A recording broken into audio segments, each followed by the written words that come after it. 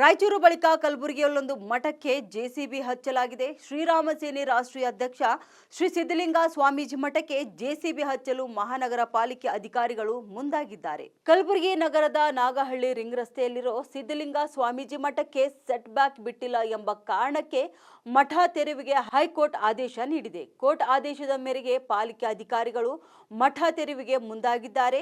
JCB ತಂದು ತೆರವಿಗೆ ಮುಂದಾದ ಬೆನ್ನಲ್ಲೇ ಮಠದಿಂದ ವಿರೋಧ ವ್ಯಕ್ತವಾಗಿದ್ದು, ತಾವೇ ಮಠವನ್ನು ಒಡೆಯುವುದಾಗಿ ಬರವಣಿಗೆಯಲ್ಲಿ ಆಂದೋಲ ಸಿದ್ಧಲಿಂಗ ಸ್ವಾಮೀಜಿ ಬರೆದುಕೊಟ್ಟು ಆಕ್ರೋಶ ವ್ಯಕ್ತಪಡಿಸಿದ್ದಾರೆ.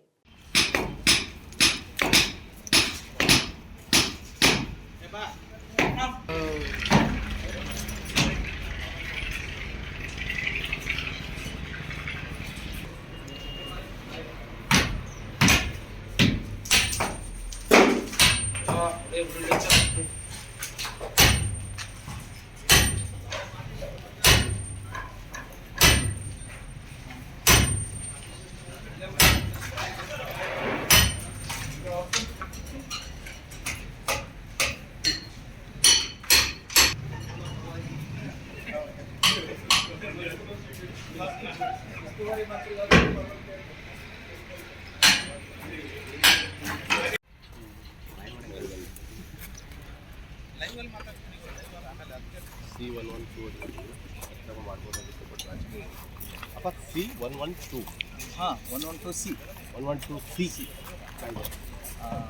KMC Act Karnataka municipal